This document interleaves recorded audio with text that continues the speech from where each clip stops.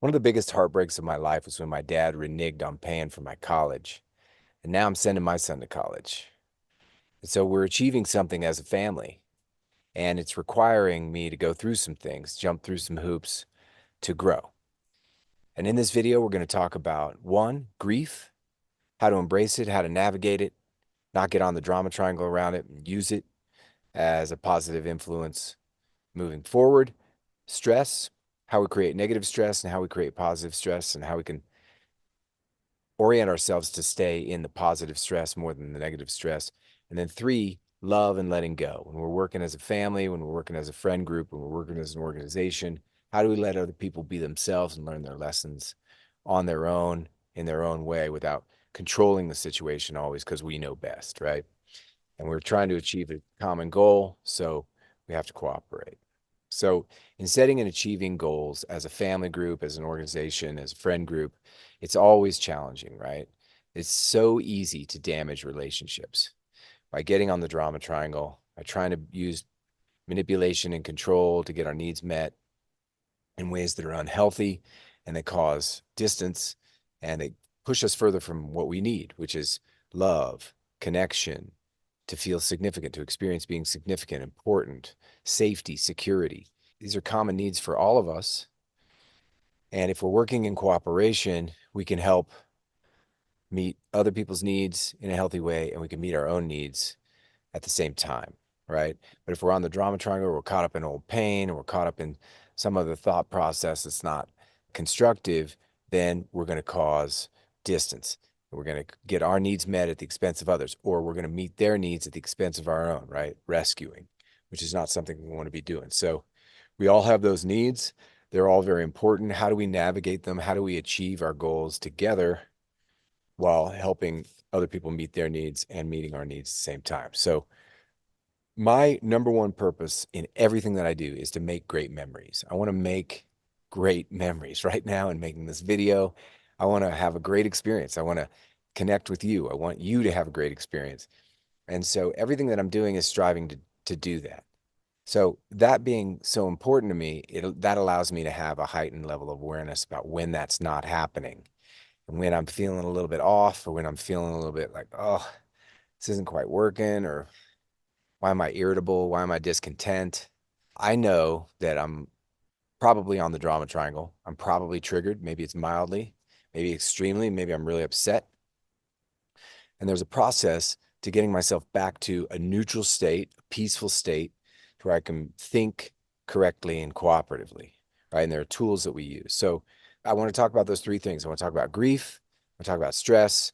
I want to talk about love and letting go. I hope you'll benefit from my experience and be able to use these tools in ways that help you and benefit you. So in dealing with grief, I'll just tell you a little bit about the story. It was time for me to go to college. I could have gone anywhere, had great grades, really smart, top 5% of my class. My dad said to me, hey, if you want me to pay for your college, you need to go to a state school. Okay. So that was a constraint. So I decided to go to the University of Texas, great school. A lot of my friends were going there. So I was like, okay, I'll go to the University of Texas. And then the goal line got moved a little bit further. If you want me to pay for your school, you need to get a business degree. Okay. That wasn't my first choice, but I can do that. And so I gave in to those constraints and we moved forward.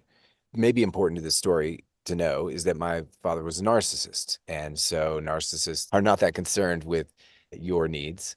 They look like they're concerned with your needs, but only if it benefits them. And they don't have any problem changing the deal. And they don't have a whole lot of empathy. As a matter of fact, they don't have any most of the time. And so what ended up happening is my dad paid for a year and a half of college and then reneged on the deal. And so I was stuck halfway through this business degree that I didn't really want to have. It was just such a heartbreak to me. It was like the last straw for me. It was the last thing that he had done that was just a big disappointment that left me in the lurch, left me cleaning up some mess. And it was just that realization, even though I wasn't 100% conscious of it at that age in my teens, but just wow, I am really on my own. I'm really on my own. And I'm not saying that to pity myself in any way, shape, or form, but just to empathize, right? A lot of people were on their own much earlier than, 17, 18, 19 years old, like me. And it's just hard. And it depends upon the way that it's presented. And we learn whatever lessons we learn from it based on the way that we think about it. And for me, it was just deeply heartbreaking that this person who I really wanted to admire, I really wanted to love, had just let me down again and was an obvious example of the type of man that I did not want to be. And so I'm also a very determined person. So I was determined to get my degree. I invested all this time and effort into it. And now I was going to invest all my money into it. So I had to go into debt to finish it. And it took me probably 15 years to pay off those student loans, which was more pain and anxiety, which I resented for many years. But the point that I'm getting to is around grief, right? Because I'm sending my son to college. And so I'm confronting memories that I haven't remembered in many years now around my college years, all the good times and all the tough times. And with any new achievement, we will experience grief. It's almost like there's a booster rocket and we've gotten out of the atmosphere and now we're dropping the booster rocket. And I know that's not modern technology. There aren't booster rockets anymore, but in the old days, that was a thing. And it's a cool image for me to remember because it's like, okay, this rocket got me to here and now I need to release it because it's too heavy. I need to go further. We're going to the moon. And so that grief comes up and needs to be released. So, how do we work through that? A lot of times we don't realize that we're in grief until we've triggered into old pain and we're acting out in some way, right? Maybe we're arguing, maybe we're creating some kind of drama, maybe we're resistant to we just put it off and put it off and put it off and put it off, feeling anxiety around it, feeling fear. If you're aware of that, if you start to shut down, if you freeze, these are all good indications that we're triggered, we're on the drama triangle, and we need to process or neutralize some trauma, right? So that awareness that we're not at our peak is primary. And then once we're aware of that, we can look at the drama triangle roles. Am I playing the victim? Am I playing the rescuer? Am I playing the persecutor? What am I doing here? Okay, I'm on the drama triangle. Now what do I do? And so the process is to identify it and then de-escalate, right? Calm ourselves down to the point where we can find the handle, the thought, the feeling, or the experience. So we have something to grab onto. And then we go through the processing modalities to process and neutralize that trauma. And what we call processing the trigger is neutralizing the trauma to get neutral again. Now I'm in a state, once I'm neutral, I feel that sense of grief has lifted. I feel my creativity coming back. I recognize that I can just ask for help in certain areas. I can be more available for other people. My sense of empathy comes back. So these are all signs that I'm off the drama triangle and I've neutralized whatever trauma is coming. In this case, grief. So let's say I'm feel every time I think about paying for my son's school and the sacrifices that I'm going to be making to do that, possibly pulling money out of investments if I'm not able to make extra money to send him to school. Thank God I have investments because I've worked really hard and I've put money away, but that's for my retirement. I'd rather not use it for his education, but I've committed to paying for his school. So I will come up with a way. But in those moments of pain around, oh man, my dad was not willing to make these sacrifices for me. And every time I make that sacrifice, I feel that pain a little bit more. This is an opportunity, right? This is an opportunity. I'm not the type of person who's going to roll over and just go, I give up. It was too hard before getting through. It was too painful. I don't want to feel the pain. I'm going to give up on my son. It's just not, I'm making great memories. I want him to have a great college experience and I want him to enjoy that. So, what am I going to do? How am I going to get through my own stuff, process my own grief, so I'm not acting that out on him? And I just follow that process that I just mentioned. De-escalate. Maybe I do some deep breathing. Maybe I get into some solitude, get into some nature. Maybe I journal so I can calm down and go, oh, okay, here's the handle. Here's the pain point. Pain point is, gosh, I just feel devastated that my dad backed out on me at that time in my life where I needed his support the most, where I needed some understanding about how to deal with finances. How do you pay for things yourself? I had to learn all that stuff on my own. I didn't get any help, just figure it out. That was it. Figure it out. I'm not doing it for you. You got to do it yourself. And that was how I was taught. So it was hard. And I figured it out. I did figure it out, but it wasn't the most healthy, probably way. It was really stressful and caused a lot of pain. So I've got to go through processing that grief and that pain so I can figure it out and help my son. So there's that level. Then, okay, so that's working on grief. If you need more information on how to process triggers and how to get off the drama triangle stuff, there are videos, there's podcast stuff, there's lots of information, processing triggers pamphlet, all that sort of stuff, those resources that you can check. Just look for links, look for other videos, listen to my podcast. So the second part of this conversation is around stress, right? Because anytime we're trying to achieve some kind of goal, we're going to put ourselves under stress. We set this goal, and now we want to achieve this goal by this date. And how are we going to do that? I don't know. It's time to get creative, right? And so that can cause healthy stress. We put a little pressure on ourselves, striving for greatness. We got to get better. We got to get better every day. But also, depending upon how we're thinking about that stress, we can create negative stress, right? And generally, negative stress, we are on the drama triangle. We have triggered into some old pain around stress, around this situation, in this case, school, education, paying for it.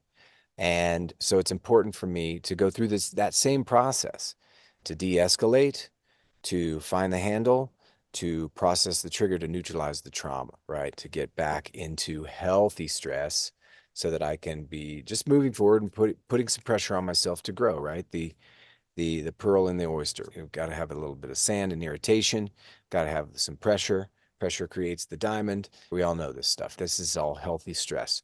It'll help us grow. So distinguishing between healthy and unhealthy stress. So what do we do to navigate unhealthy stress? We use a lot of the tools. Am I getting self-care, proper self-care? Am I getting balanced sleep? Am I getting balanced nutrition? Am I getting balanced exercise? Am I doing something each day? Am I creating a consistent daily practice of self-care? So I'm taking care of myself. If I'm too tired, I'm going to react to stress. Get away. Irritation. Drama. Or if I'm well rested, it's going to be easier to take that input, turn it into something creative and something cool. Am I getting healthy nutrition? Am I eating crappy food that's hurting my gut or that it's causing me pain or that's I'm tweaking out on sugar all the time or I'm dependent upon caffeine to get things done? Am I driving my health downward in a negative way by what I eat and how I'm getting nutrition? Or am I eating healthy foods? Am I eating at the right times? Am I using practices that are healthy? Am I binging on cookies before I go to bed? Or am I actually like just allowing my body to fast at night and to do all the processes that it needs to do, right? So that's self-care, balanced sleep, nutrition, exercise. Am I doing deep breathing on a daily basis? Am I using prayer? Am I using meditation? Am I getting my needs met on a regular basis? Do I have relationships around me that are healthy and building me up? Or do I have toxic relationships around me? All these things will create healthy stress or unhealthy stresses. So looking at my environment, looking at people that I'm surrounding myself with, the type of work that I'm doing, does it feed my soul? And working on a daily basis to move the stresses into the healthy stresses. All right. And then the third part is love and letting go. How do I actually, in this case, my son, right? I'm asking him to fill out scholarship applications. Is he doing it at the pace that I would like him to do? Absolutely not. How do I love him and support him to continue to fill out these applications, to continue to do well in school, to abide by our arrangement? Hey, I'm going to pay for this if you get grades that are at this standard, to help support him so he's not feeling, oh my God, all this stress and it's going to go away if I screw it up, right? That's unhealthy stress. So how do I love him, support him, and let go of his results, let him make his mistakes because I'm older, I'm more experienced. If you did this and this, you'd get better grades. Or if you did da da da da, but his processes are different than mine. His brain works in a different way. I'm a do your homework, show up prepared type of person. That's not his style. And so it's challenging for me as a parent to let go and let him learn in the way that he needs to learn in a loving and supportive way. And a lot of that requires the same steps that I was just talking about for grief and for stress. Okay. If I'm irritated by what he's doing, Why am I irritated? What is it about it that's irritating me? What do I need to do? What kind of work do I need to do on my stuff? So I'm not coming at him in an irritated tone where he feels interrogated about is he doing the work? Instead, coming in a way that I can communicate to him that I love him, I support him, this is something cool we're doing together, and does he need any help in doing X, Y, and Z? To get the scholarship application, to make sure that he's signed up for his classes on time, to make sure that he's showing up on time. Does he have the support he needs? And is he going to be able to accomplish his goals? And what are his goals? Have we talked about those kind of things? So having clear communication around all this stuff. And then when in doubt, I read books on brain development of teenagers so I can have more empathy for what he's actually going through. Because in my mind, I remember it as me. I mean, I had it all together. I was I was this, that, and the other in college, and I had it all going on, which was probably not true. If I think back harder and more clearly, there were all kinds of bumbles and mistakes and crazy, stupid things that I did in college that I wouldn't do today. I learned I made it, and I need to just support him so that he can learn and make it on his own too. Grief, stress, and love and letting go. Those are the things that I'm focusing on these days, and I hope you got something out of that. If you did, like it, follow us, and look forward to doing this again with you. All right. One day at a time, we're doing this together.